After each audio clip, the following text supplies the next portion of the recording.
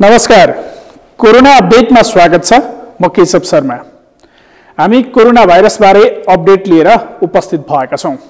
चीनको वुहानबाट सुरु भएको कोरोना संक्रमण विश्वव्यापी बनेको छ। महामारी रोक्न सबैजसो देशले हर सम्भव प्रयास गरिरहेका छन्, तर सफलता हात लाग्न सकेको छैन। विश्वभर संक्रमणका कारण ज्यान गुमाउनेको संख्या बढिरहेको छ। कोरोना संक्रमणबाट नेपाल पनि अछुतो छैन। नेपालमा पनि संक्रमण देखिएपछि यसलाई फैलन नदिन देशभर लकडाउन गरिएको छ। नेपालमा लकडाउन गरिएको 32औं दिन पुगिसकेको छ। तर लकडाउनका कारण आफ्ना थापथलो बाहिर काम गरिरहेकाहरू प्रभावित बनेका छन् भने दैनिक ज्याला मजदुरी गरेर जीविकोपार्जन गर्नेहरू प्रभावित भएका छन्। देशभर लकडाउन गरिएका कारण कोरोना संक्रमण फैलिन नदिन संघीय, प्रदेश सरकार तथा स्थानीय तहहरूले काम गरिरहेका छन्। कोरोना विशेष अस्पतालको निर्माण, क्वारेन्टाइन तथा आइसोलेसन कक्षको निर्माण गरिएको छ भने परीक्षणको दर समेत बढाइएको छ। तर यस्तो समयमा संघीय सरकार कोरोना नियन्त्रणमा जुट्नुपर्ने समयमा राजनीतिक रस्साकसीमा लागेको देखिएको छ। महामारीको समयमा सरकारको ध्यान त्यसको रोकथाममा केन्द्रित हुनुपर्ने भन्दै राष्ट्रिय सभाको दिगो विकास समितिले सरकारलाई कोरोना नियन्त्रणमा ध्यान केन्द्रित गर्न निर्देशन दिएको छ। समितिले कस्तो निर्देशन दियो सरकारलाई? कार्यक्रमको सुरुमा दिगो विकास समितिको निर्देशन सम्बन्धी यो सामग्री।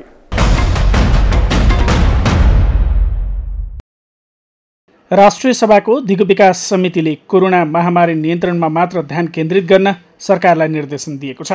कोरोना संक्रमण नियन्त्रण अहिलेको प्रमुख काम भएकोले यसैमा ध्यान केन्द्रित गर्न सरकारलाई निर्देशन दिएको हो। संविधान र जनताको इच्छा विपरीत जाने अधिकार कसैलाई पनि नभएको समिति सभापति तारादेवी भट्टले बताइन्। एउटा मात्रै हाम्रो कुरा फोकस के छ भने कोभिड-19 मात्रै छ। त अहिले यस्तो बेलामा गुट र फुटेको स्थिति सिर्जना गर्नु पनि हुँदैन। यसमा सरकारको गम्भीर ध्यानाकर्षण गराउन चाहन्छु र यस्तो बेलामा हामी एकजुट हुनै पर्छ। त्यसैले संविधानको मर्म र जनताको इच्छा विपरीत जाने अधिकार कसैलाई पनि छैन भन्ने ध्यानाकर्षण पनि गराउन चाहन्छु। आज बसेको समिति बैठकमा सांसद दीनानाथ शर्माले सिमानामा रहेका नागरिकहरूलाई सुरक्षित रूपमा देश भित्राउन माग गरेका छन्। उनले जनताको भोट लिने सरकारले उनीहरूको जीवनमाथि खेलवाड गर्न नहुने बताएका छन्। सीमापारी रहेका नागरिकहरूको भोटबाट जितेका स्थानीय तहका प्रतिनिधिहरू नागरिकहरूप्रति गैर जिम्मेवार हुन नपाउने उनको तर्क छ। सरकारको भनाइ छ, म त्यो विचारसँग सहमत छैन। व्यक्तिगत विचार तिनको भोट मिठो हुने, नोट पनि मिठो हुने, तिनले ल्याउने रेमिटेन्स मिठो हुने, कि नागरिकहरूलाई हामीले ल्याएको छ भने हामीले सुरक्षा दिएर हामीले चाहिँ उपचार गरेर तिनीहरूलाई सुरक्षित राखेर उपचार गर्ने जिम्मेवारी हामीले लिनुपर्ने। हाम्रो चाहिँ मेयरहरूले, हाम्रो स्थानीय निकायहरूले, सेती महाकालीका जिल्ला स्थानीय निकायका मान्छेहरू कहिले त्यहाँ तिनको भोट पाए, जिते त्यहाँ गए, त्यसले चाहिँ ल्याउनु नपर्ने, त्यसले चाहिँ सुरक्षित गर्नु नपर्ने आफ्नो नागरिकहरूको, आफ्नो भोटरहरूको। हामी चाहिँ हाम्रा नागरिकहरूप्रति गैर जिम्मेवार बन्न सक्दैनौँ, राष्ट्र पनि बन्न हुँदैन। महामारीको समयमा राहत वितरणमा पक्षपात भएको र कुहिएको चामल वितरण भएका खबर आएकाले यस्तो अवस्थाको अन्त्य हुनुपर्ने सांसद शारदा भट्टको भनाइ छ। उनले अहिलेको समयमा नेपाली दाजुभाइ मिलेर एकअर्कालाई सहयोग गर्ने बेला भएकाले जुटेर कोरोनाको सामना गर्नुपर्ने बताइन्। यस्तो बेलामा त्यो कुहिएको चामल बाँडिदिने, यो मेरो कार्यकर्ता हो, उसको हो, उसको यो बेला त्यस्तो हो त। यो बेलामा त हामीले सबैले नेपाली दाजुभाइ हामी सबै मिलेर एक दोस्रोलाई सहयोग गर्ने बेलामा त्यो पनि छुट्यायो भन्ने सुनिन्छ। दोस्रोको कुहिएको चामल खाएर हैजा लागेर बिमार भएर छन्, त्यो पनि गर्नु भएन। हामीमाथि एउटा अहिले ज्यान बचाउनु गाह्रो छ।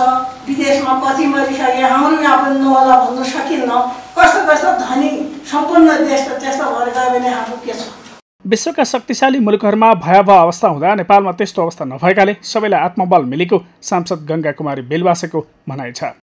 अहिले यहाँसम्म आइपुग्दाखेरि हामी अब कोरोनाको कहरको चाहिँ 3-4 महिना बिताइसकेका छौँ। संसारभरको स्थिति यता नेपालमा प्रभावित भएको हिसाबले पनि हामीले 1 महिना बढी चाहिँ भइसकेको छ र कोही निको भएर पनि जानुभएको छ। यो राम्रो पक्ष छ।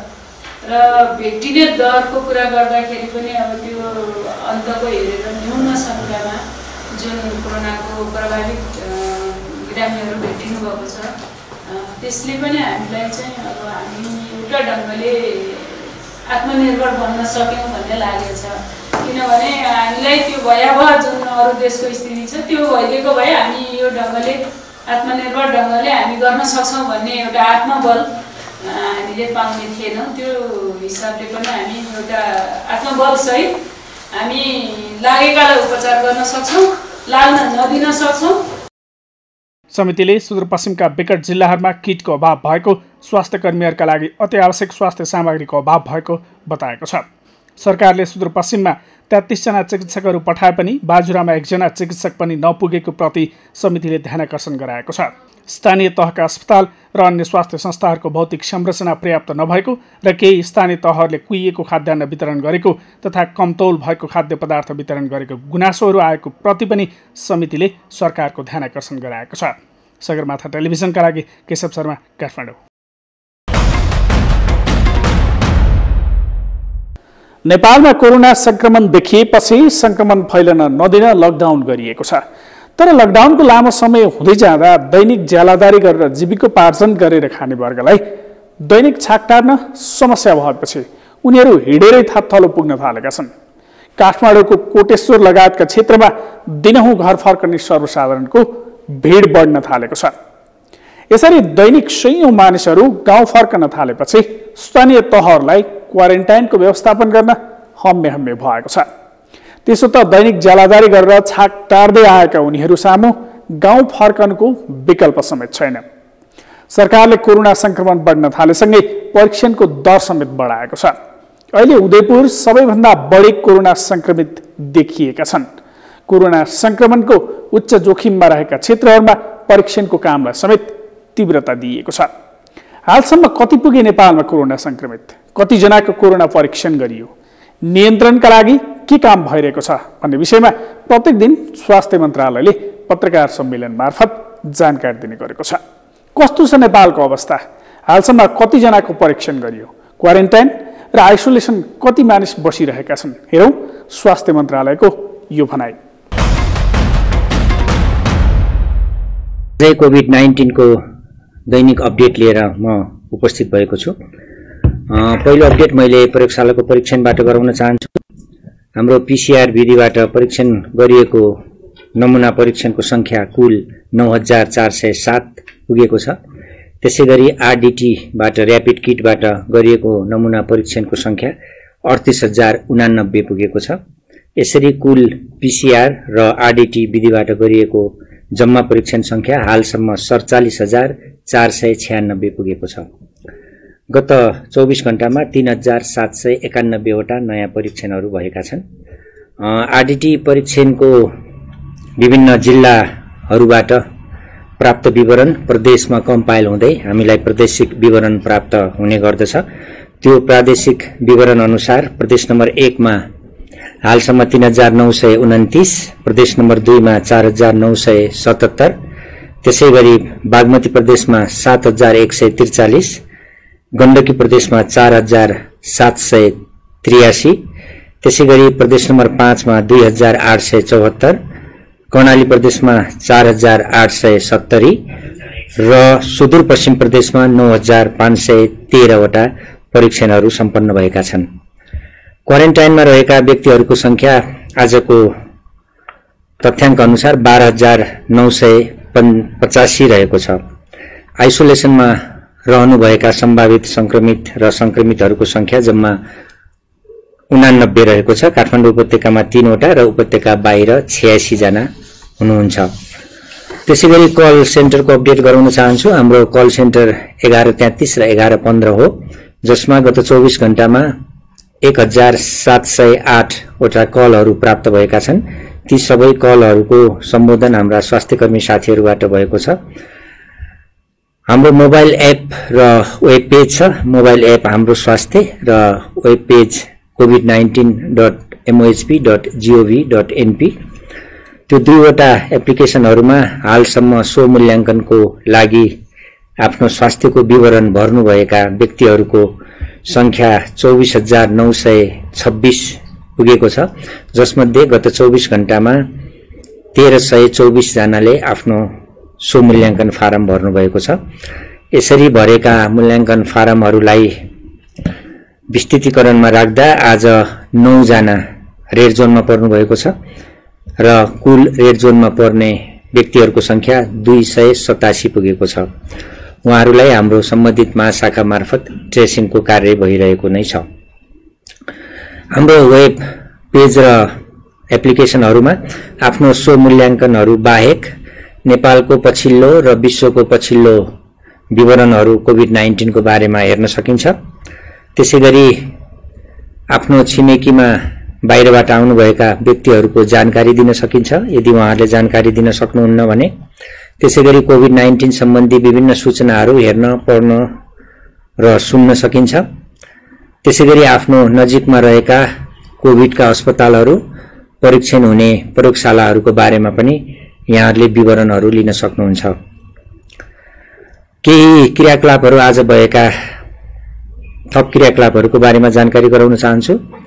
कोभिड-19 को नियन्त्रण र रोकथामलाई थप व्यवस्थित गर्नका लागि ट्रेसिङ र टेस्टिङ कार्यमा सहयोग र सहजीकरण गर्नको निम्ति विभिन्न स्थानीय निकायहरूमा खटिनको लागि हामीले टिम गठन गरेका छौं, जसमा जनस्वास्थ्य अधिकृत, ल्याब प्रयोगशालाको कर्मचारी, पारामेडिक्स वा नर्स एक जना गरी 3 जनाको समूह बनाएका छौं। यो 3 जनाको समूहहरू हरेक गाउँपालिकामा 1 वटा समूह, एउटा नगरपालिकामा 2 वटा,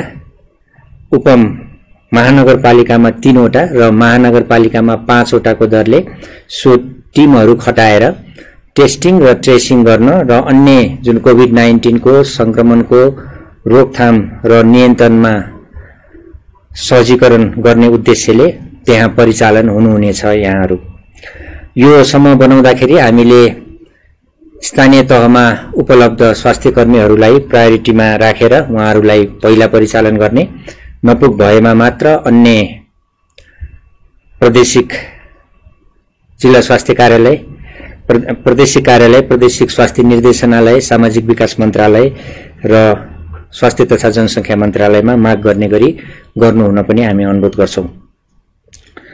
त्यसैगरी हिजो प्रदेश नम्बर 1 को प्रादेशिक प्रयोगशाला र स्वास्थ्य कार्यालय उदयपुरको संयुक्त सहयोगमा 78 जनाको थ्रोट स्वाब नमुना संकलन गरी परीक्षणको लागि कोशी अस्पतालमा पठाइएको छ। यो उदयपुरको चौदण्डी, गढी र त्रियुगा नगरपालिकाको विभिन्न ठाउँहरूमा संकलन गरिएको थियो।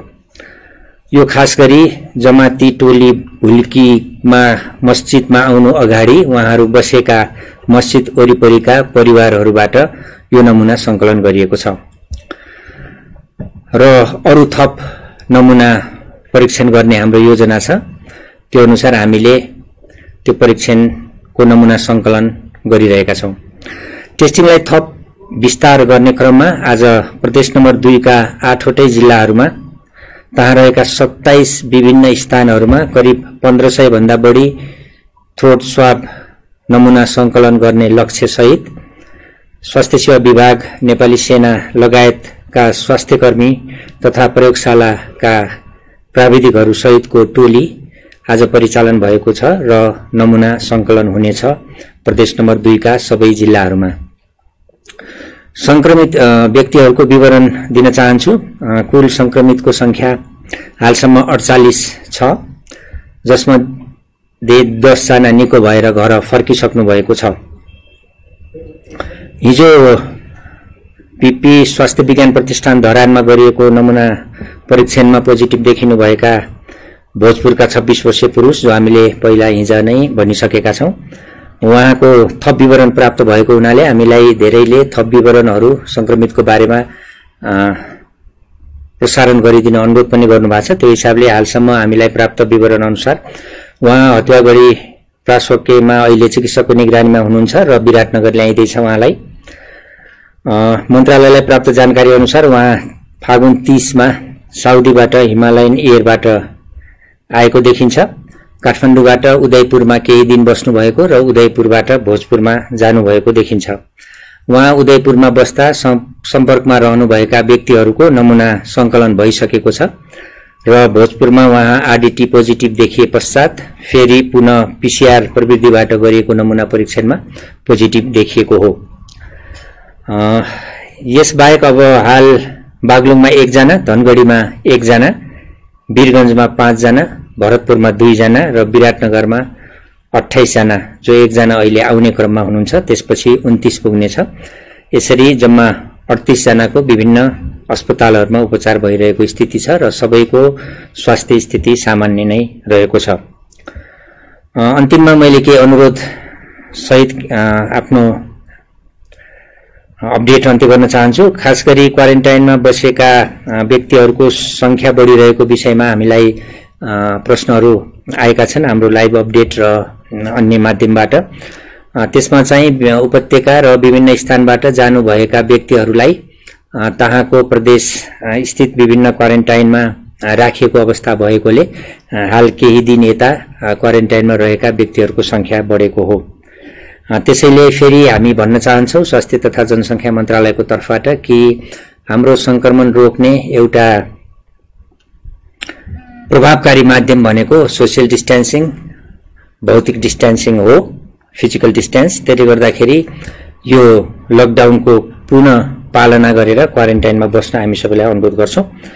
त्यसैगरी दोस्रो चाहिँ औषधिको मूल्य बढेको कुरा पनि आएको छ। हामी सम्बन्धित सबैलाई औषधिको मूल्य बढ्नुपर्ने कुनै कारण छैन। औषधि व्यवस्था विभागको महानिर्देशकलाई पनि योभन्दा अगाडि हामीले यहाँबाट प्रश्न पार्न उहाँले पारि पनि सक्नु भएको छ।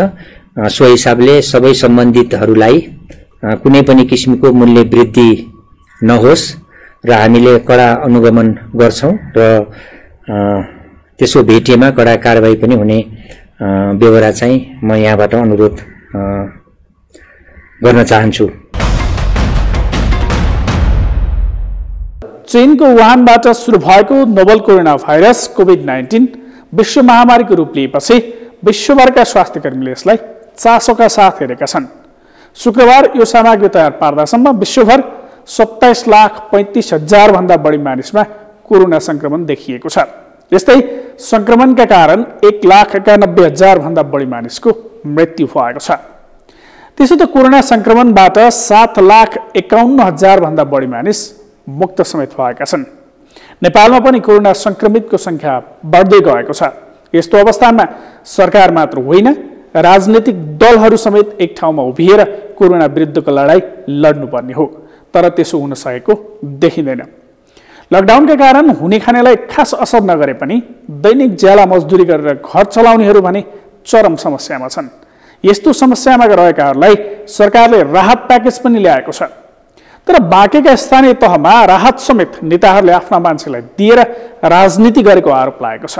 के भन्छन् राहत वितरण सम्बन्धमा बाँकेका स्थानीय अनि राजनीतिक दलका प्रतिनिधिहरू? अबको पालोमा बाँकेको यो सामग्री।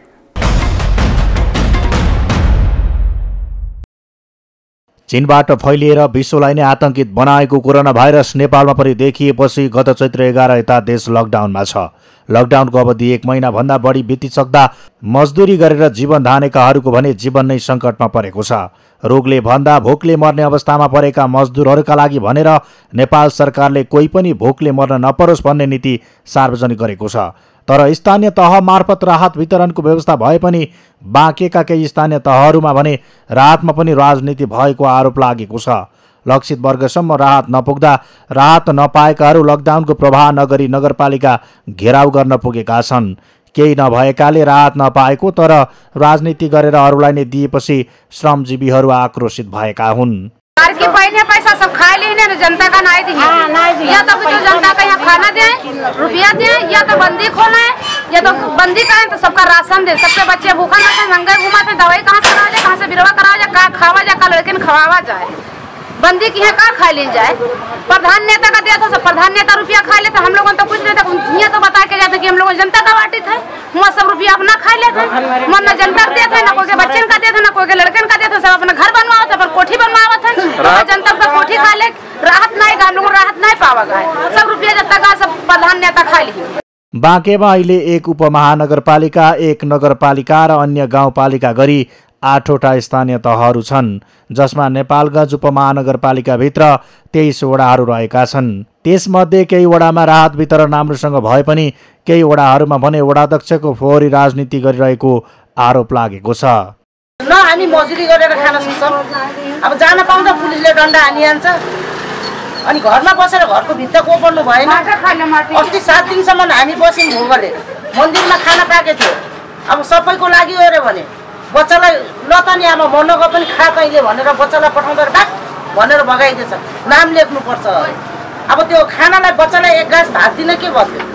राहत वितरणका लागि बाँकेको नेपालगञ्ज उपमहानगरपालिकाले निर्देशिका नै तयार गरेको भए पनि कार्यान्वयनमा भने समस्या देखिएको छ। उपमहानगरपालिकाले भने निर्देशिका कार्यान्वयनमा गम्भीर भए पनि अपरझट आइपरेको विपदमा कतै कतै त्रुटि देखिएको स्वीकार गरेको छ। यो राहत भन्ने जुन विषय छ यो एकदमै जटिल छ। किन पनि जटिल छ भने उपमहानगरपालिकासँग चाहिँ त्यस्तो लगत अथवा तथ्याङ्क नै छैन कि कसले राहत पाउने कसले नपाउने, र यो विषम परिस्थितिमा हामीले लगत सङ्कलन गरेर काम गरिरहेका छौँ। यस कारणले गर्दा कोही छुट्न सक्नुहुन्छ होला, हाम्रो अनुमान चाहिँ यही हो। मेरो अनुरोध के छ भने बाहिर उठेका जति पनि गुनासोहरू छ त्यसलाई सम्बोधन गर्ने भनेर चाहिँ उपमहानगरपालिकामा एउटा अनुगमन टिम पनि बनेको छ। त्यसपछि राहत वितरण गर्दाखेरि चाहिँ हामीले कुन मापदण्ड अपनाएर कसरी गर्ने भन्ने खालको हामीसँग हामीले निर्देशिका पास पनि गरेका छौँ।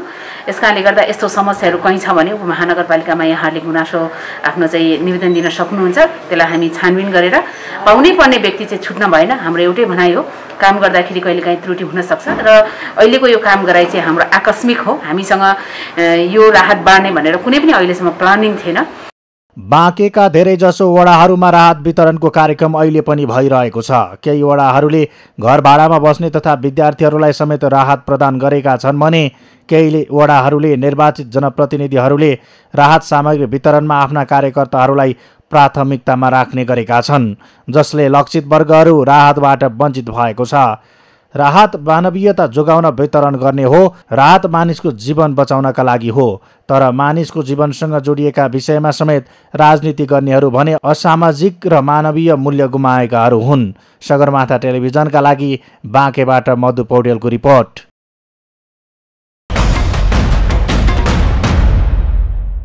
बाँकेको यो सामग्रीपछि कोरोना अपडेटमा एकैछिन विश्राम।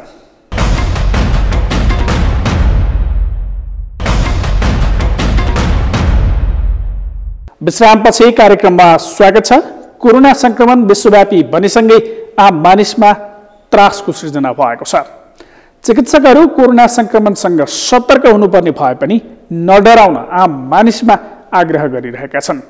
त्रास घटाउन सक्यो भने मात्र पनि कोरोना संक्रमण जित्न सकिने सम्भावना हुने भएकाले नडराउन उनीहरूले आग्रह गरिरहेका हुन्। सतर्क रहँदै संक्रमण फैलन नदिन लकडाउन गरिएको छ। लकडाउनका कारण संक्रमण फैलन त रोकिएला, तर यसले अन्य विभिन्न क्षेत्रमा प्रभाव पारेको छ।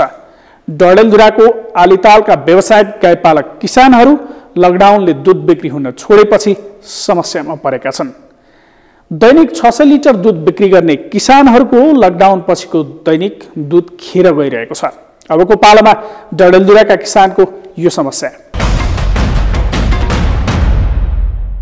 डडेलधुराको आतिताल गाउँपालिका वडा नम्बर 4 मा रहेको लक्ष्मी दूध डेरी सङ्कलन केन्द्रले यहाँका किसानहरूबाट दूध सङ्कलन गर्न छोडेपछि किसानहरू समस्यामा परेका छन्। दैनिक जसो दूध खेर गएपछि किसानहरूले घरमा मात्र नभई छिमेकमा समेत दूध दिने गरेको भए पनि बढी उत्पादन हुने भएकाले खेर गइरहेको छ। दैनिक जसो साँझ बिहान दूध सङ्कलन गर्ने डेरीले दूध लिन छोडेपछि किसानहरूको दूध खेर गएको हो। समस्या छ, अब खाने कति खाने हो, घरमा यताउता कसैलाई बाँड्या छु, आफ्नो पराया दूध खा भन्न के गर्ने, नानु खर्च हुन्थ्यो डेरीमा आउने, त्यो पनि बन्द भयो, आपत भइहाल्छ, धेरै समस्या भइहाल्छ। व्यावसायिक रूपमा गाई पालन गरिरहेका किसानहरू लामो समयदेखि दूध बिक्री हुन छोडेपछि निकै चिन्तित भएका छन्। दूधबाट बनाइने परिकारहरूका लागि साधन स्रोतको अभाव रहेको र साँझ बिहानको 50 लिटर दूध फाल्नु परेको किसानहरू बताउँछन्। र यो लकडाउन भएपछि अब दूध चाहिँ गएन। यहाँको किसानहरूबाट पनि अब यता धेरै किसानहरू आउने हुनाले डेरी यो सङ्कलन केन्द्रमा दुधको लसफस हुन्छ कि अब के अरे अरू मान्छेबाट के त्यस्तो हुन्छ कि भनेर दुध पनि रोकिदियो। रोक्दाखेरि मेरो हजुरको साँझ बिहान गरेर 50 लिटर दुध हुन्थ्यो, त्यो दुध चाहिँ मैले फाल्नु पर्यो। दैनिक 140 जना किसानबाट 600 लिटर दुध आउने र दोस्रो या तेस्रो दिन कैलालीको खप्टर डेरीमा पठाउने गरेकोमा अहिले आएर डेरीले दुध दिन बन्द गरेका छन्। यसले किसानहरूलाई समेत समस्या खडा गरेको छ। डेरीमा अन्य उपकरण नहुँदा दुधबाट बन्ने विभिन्न आइटमहरू बनाउन नसकिएको र दुध सङ्कलन नगरेको डेरी सञ्चालकहरूको भनाइ छ। मसँग सरो साधनहरू छैन, सिक्न त म सबै चिज बनाउन सक्छु भन्ने आँट छ सर। जस्तै अब दुधबाट अब खोया बनाउँदा पनि हुन्थ्यो, पनिर बनाउँदा पनि हुन्थ्यो, मसँग सरो साधनै भएन, खालि अलिक कनेक्सन मात्रै हो त्यही सबले। सबैजनाबाट दुध सङ्कलन गरेर आफ्नै गाडीमा कैलाली स्थित खप्तर डेरीलाई हरेक तेस्रो दिन 1 हप्ता 500 लिटर दुध बिक्री गर्दै आएकोमा अहिले दुधको खपत घटेको छ भने डेरीले दुध लिन बन्द गरेको स्थानीयको गुनासो छ। अहिले किसानहरूले घिउ बनाउँदैछन्, अब दुःख त साह्रै दुःख छ। अब रात दिन भन्ला थियो, अब राखिदिनु पर्यो जसरी हुन्छ राखिदिनु। यिनको अब 40 लिटर डेली दुध हुँदाखेरि उनले मैले डी फ्रिजमा राखेर पनि उनको दुध 6 दिन 7 दिन पनि लगेर गएँ। अब जो 4 लिटर 5 लिटर 6 लिटर दुध हुन्छ उनले अब घिउ बनाउँदैछन्, मही बनाएर घिउ बनाएर त्यति खेर गरिराखेँ। डरेलधुराका व्यवसायिक गाईपालक किसानहरूका लागि दुध बिक्री नहुँदा अन्य परिकार बनाउन सकिने उपकरण प्रदान गर्न सकिए खेर जाने दुध सदुपयोग हुन सक्थ्यो। अहिले खेर जाने दुधका परिकार बनाउन सके किसानको दुधको मात्रा सदुपयोग नभएर भोलिका दिनमा आपूर्ति समेत सहज हुन सक्छ। सगरमाथा टेलिभिजनका लागि डरेलधुराबाट हर्कचन्दको रिपोर्ट। लकडाउनका कारण आम मानिसहरू घरभित्रै बस्न बाध्य भएका छन्। त्यसो त यसको विकल्प समेत छैन। विश्वमा राम्रो स्वास्थ्य सेवा भएका भनिएका विकसित देशलाई समेत संक्रमण रोक्न हम्मे परिरहेको छ। ती देशहरूले समेत अत्यावश्यक काम बाहेक मानिसहरूलाई घर बाहिर ननिस्कन आग्रह गरेका छन्। व्यस्त रहने सहरहरू सुनसान छन्। नेपालमा समेत लकडाउनले आर्थिक गतिविधिमा प्रभाव पारेको छ। के सहर के गाउँ सबैतिर सुनसान छ। त्यसैले लकडाउनले कतै किसानले उत्पादन गरेको दुध तरकारी खेर गइरहेको छ भने कतै त्यही दुध र तरकारी पाउन नसक्ने अवस्था छ। लकडाउनमा देशका विभिन्न जिल्लाबाट अर्को ठाउँमा गएर काम गरिरहेका श्रमिकहरू समेत चरम समस्यामा छन्। यस्तै समस्यामा रहेका कास्की जिल्लाका विभिन्न स्थानमा काम गर्दै आएका श्रमिकहरूलाई पोखरा महानगरपालिका तथा जिल्ला प्रशासन कार्यालय कास्कीले आफ्नो गृह जिल्ला पठाउने व्यवस्था मिलाएको छ। कसरी फर्काउँदैछन् श्रमिकहरू थाप थलो अबको पालोमा कास्कीको यो सामग्री। लकडाउनका कारण लामो समयसम्म कोठामा नै बस्न बाध्य भएका श्रमिकहरू बिना काम लगातार कोठामा बस्न सम्भव नहुने भन्दै लकडाउन तोडेर घर जान सडक निस्कन थालेका छन्। त्यसरी निस्कने धेरैजना प्रहरीको सजाय र कष्ट भोग्दै विभिन्न ठाउँसम्म पुगिसकेका छन्। तर आफ्नो घर जाने यातायात खर्च समेत नभएर अलपत्र परेका श्रमिकहरूलाई पोखरा महानगरपालिकाले यातायात खर्च समेत उपलब्ध गराएको छ। सडकमा अलपत्र रहेका व्यक्तिहरूको सामान्य तथ्याङ्क निकाली विभिन्न जिल्लाहरूमा पृथ्वी राजमार्ग बस सञ्चालक कम्पनीका 30वटा बसहरू मार्फत श्रमिकहरूलाई आफ्नो गन्तव्यमा जानका लागि न्यूनतम बस भाडामा उपलब्ध गराइएको पृथ्वी राजमार्ग बस सञ्चालक कम्पनीका अध्यक्ष योगेन्द्र बहादुर केसीले जानकारी दिए। पृथ्वी बस सञ्चालक कम्पनीले आज करिब 30वटा गाडीहरू चाहिँ सम्पर्कमा आइसकेका छन् विभिन्न ठाउँमा जानलाई, पूर्व पश्चिम जानको निम्ति, र हामीले चाहिँ अब न्यूनतम भाडामा पठाउने चाहिँ निर्णय गरेका छौँ। र अब अहिले जुन जसरी यात्रुहरू चाहिँ एउटा आफ्नो पेसा व्यवसाय गर्ने मान्छेहरू चाहिँ यो कोभिड-19 का कारणले एउटा समस्याग्रस्त अवस्था हुनुहुन्थ्यो, त्यसलाई हामीले ढिलै भए पनि नेपाल सरकारको आह्वानलाई स्वीकार गरेर न्यूनतम भाडामा हामीले चाहिँ उहाँहरूलाई प्रस्थान बिन्दु गन्तव्य बिन्दुमा पुर्याउने सोच बनाएका छौँ। जिल्ला प्रशासन कार्यालय कास्कीले पोखरामा अलपत्र परेका व्यक्तिहरूलाई सहज रूपमा आफ्नो जिल्लामा पठाउनका लागि स्थानीय तहहरूसँग सहजीकरण गरी पठाउने व्यवस्था भएकोमा र घर जानका लागि पोखरा महानगरपालिकाले पैसा नभएकाहरूलाई बस भाडा समेत उपलब्ध गराएर आफ्नो घर जाने व्यवस्था मिलाएकोमा अलपत्र परेका श्रमिकहरू पनि निकै हर्षित भएका छन्। यो पर्वत यो वालको काम गर्थ्यौँ। हजुर, त्यहाँबाट मैले त्यस्तै अब सुमेला मन लाग्यो, त्यस्तै भित्र लिन मैले हिँड्दै आएको। हजुर, घर कहाँ हो नि? हाम्रो घर सल्यान पर्छ। सल्यान पर्यो। हजुर, हामीहरू सल्यानको हो। अहिले यता सलानकोटमा काम गर्दै थियो खानेपानीको। अहिले हामी काम सिद्धेको झन्डै 1 महिना भइसक्यो। अनि त्यही भएर अब घर जान खोजेको अब यतातिर अब ठेकेदारहरूले गाडीको व्यवस्था यताउता नि केही गरेन र हामीलाई राहतको व्यवस्था नि भएन। वडा कार्यालय धाउँदा नि शरणकोटबाट आएको अहिले हामी यहाँ पोखरा भनेर हिँडेर आयौँ र हामीलाई बिच बाटोमा रोके कोही कसैले दिए रासनहरू खायौँ। अहिले बिच बाटोमा बसेर यहाँ बेलुका आयौँ। बेलुका आएर बस्यौँ यहाँ रोडमा। हामीलाई कसैले उद्धार के गरेन अहिलेसम्म। हामीलाई के गर्नुहुन्थ्यो तपाईँ यहाँ गाडीमा काम गर्नुहुन्थ्यो? कहाँ पोखरामै? हजुर यहाँ काटन बेसीमा। ए अहिले घर कहाँ हजुरको? मेरो दुधौली। हजुर दुधौली सिन्धुली? हजुर आज घर जाँदै हुनुहुन्छ? हजुर काम पनि धेरै समय भइसक्यो बन्द भएको। यहाँ खाना बस्ने समस्या भइसक्यो। त्योभन्दा जसो तसो घरमै जाउँ परिवारसँगै जस्तो हुन्छ परिवारसँगै बिताउँ आएर। अनि यसरी अलपत्र परेका श्रमिकहरूलाई सही तरिकाले व्यवस्थापन गरी उनीहरूको घरसम्म जाने वातावरणका साथै सुरक्षित रूपमा घर पुग्ने स्वस्थकर व्यवस्था स्थानीय तहले गरे राहतका लागि सरकारको खर्च घट्छ भने मानिसले आफ्नै खेतबारीमा काम गर्ने हुँदा उत्पादन बढेर भोलिका समस्या पनि न्यून हुन सक्छन्। विभिन्न ठाउँबाट पोखरा र आसपास क्षेत्रमा मजदुरी गर्न आउने मजदुरहरू महिना दिनसम्म बिना तलब बस्नु पनि ठुलो चुनौतीको कुरा छ। अब लकडाउनलाई पनि उहाँहरू व्यवस्थापन तोड्दै आफ्नो घरतर्फ जान लागिरहनु भएको छ। यसबारेमा सरकार संवेदनशील हुन जरुरी छ। सगरमाथा टेलिभिजनका लागि तुलसीराम सुवेदी, कास्की। कास्कीको यो सामग्रीसँगै कार्यक्रममा एकैछिन विश्राम।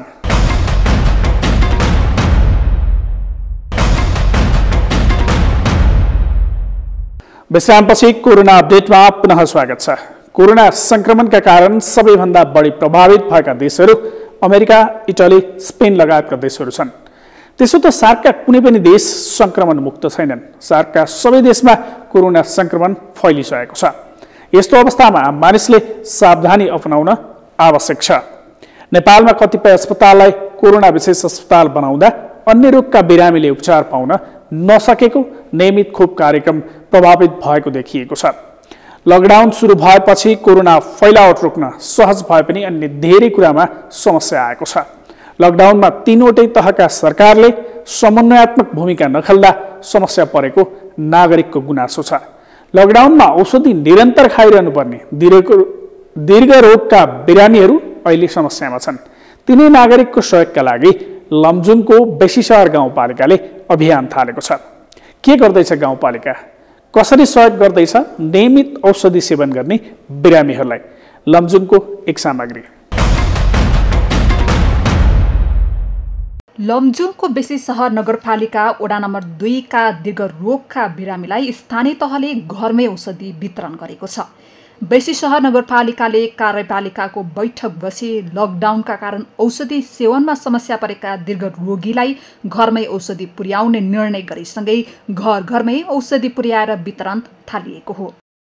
बेसर नगरपालिकाको निर्देशन अनुसार दीर्घ रोगीहरू जो छन् बेसर नगरपालिका वडा नम्बर 2 मा रहेका दीर्घ रोगीहरूलाई लगभग 170 जनाको टोलमा गएर घरमै पुगेर स्वास्थ्य कर्मीलाई लिएर उनीहरूको नाम सङ्कलन गरिएको छ र तिनीहरूलाई घर घरमै दबाई पुर्याएर व्यवस्थापन गर्ने जो मेयर साहबबाट जानकारी भएअनुसार हामीले सबै यो काम गरेका छौँ। ओडामा दीर्घकालीन औषधि सेवन गर्दै आएका मुटु, प्रेसर, मृगौला, मानसिक लगायतका रोग भएकालाई औषधि उपलब्ध गरी सहजता दिलाउन ओडाले काम थालेको छ। लकडाउनको समयमा अस्पतालसम्म पुग्न पनि समस्या भएका बेला नगरपालिकाले घर घरमै औषधि ल्याइदिएको भन्दै नागरिकहरू खुसी भएका छन्। 3 वर्षदेखि मुटुको समस्याका कारण औषधि खाइरहेका बेसी सहर 2 भकुण्डेका जितबहादुर विक पनि नगरपालिकाको निर्णय र कामबाट खुसी भएका छन्। यो दबाईहरू सकिया थियो। नगरपालिकाले हाम्रो बेसर 2 वार्डमा जाने मलाई ल्याइदिनु भयो, त्यो धेरै खुसी लाग्यो। जितबहादुर जस्तै नगरपालिकाको निर्णयबाट धेरैजना लाभान्वित भएका छन्। मानसिक रोगको औषधि खाँदै गरेकी बेसी सहर 2 की निर्मला अधिकारीलाई पनि अहिले औषधि सकिएर खुबै चिन्ता लागेको थियो। खान छोड्न साथ समस्या देखिने र औषधि पनि सकिएका कारण मनोवैज्ञानिक चिन्तामा परेकी उनलाई पनि नगरपालिकाले ओडा मार्फत औषधि पठाएपछि खुसी मिलेको छ। मानसिक उसको औषधि चाहिँ खाइरहेको छु। आज 4-5 वर्ष भयो। यो औषधि नखाँदा चाहिँ म कहाँ पुग्छु के गर्छु भन्ने कुरो केही पनि थाहा हुँदैन। यो औषधि खाएपछि मलाई सबै रोगहरू निको भएको छ र अहिले चाहिँ औषधि लिन जान पनि गाह्रो परिरहेको अवस्था छ। औषधि अहिले घर घरमा ल्याइदिनु भएकोमा धन्यवाद। दीर्घ रोगको औषधि नियमित खानेहरू प्रायजसो वृद्ध अवस्थाका नागरिक छन्। नगरपालिकाले दीर्घ रोगका बिरामीलाई लकडाउनको समयमा घरमै औषधि दिने व्यवस्था गरेपछि बकुण्डेकी 84 वर्षीय वसुन्धरा देउजा पनि खुसी भएकी छन्। नगरपालिकाले घर घर औषधि ल्याइदिने भएर म खुसी छु, खुसी राजी छु म। लमजुङका 8वटै स्थानीय तहले दीर्घ रोगका बिरामीलाई लकडाउनको समयमा घरमै औषधि पुर्याउने व्यवस्था गरेका छन्। नागरिकका सबै समस्या राज्यले समाधान गरिदिने होइन, तर लकडाउन, कर्फ्यू जस्ता राज्य नियन्त्रित समयमा नागरिकका समस्यामा जुनसुकै तहका सरकारको सहयोग नागरिकका लागि राज्यप्रति सद्भाव जगाउने आधार हुन्। सगरमाथा टेलिभिजनका लागि लमजुङबाट शान्ता कमलीको रिपोर्ट। कोरोना संक्रमण देखिएपछि लकडाउनमा कोही भोको बस्नु नपरोस् भनेर सरकारले स्थानीय तहहरूलाई राहत वितरण गर्न निर्देशन दिएपछि सबै स्थानीय तहले राहत वितरण गरिरहेका छन्। तर लक्षित वर्गसम्म यस्तो राहत पुग्न नसकेको गुनासो समेत आइरहेको छ। यस्तो अवस्थामा स्थानीय तह मात्र होइन, स्थानीय आम मानिस समेत सचेत र सक्रिय हुन आवश्यक छ। यस्तै नेपालमा पनि संक्रमितको संख्या बढिरहेको समयमा संक्रमणको जोखिमबाट बस्न आम मानिस सचेत हुन आवश्यक छ। हवस् त, यिनै विविध सामग्रीसँगै आजका लागि कोरोना अपडेट यति नै। कोरोना संक्रमणबाट बस्न गरिएको लकडाउनको पालना गरी सुरक्षित रहन हामी आग्रह गर्दछौँ। कोरोना अपडेट सम्बन्धी हामी पुनः अर्को कार्यक्रम लिएर उपस्थित हुनेछौँ। अहिलेका लागि म केशव शर्मा बिदा हुन्छु। नमस्कार।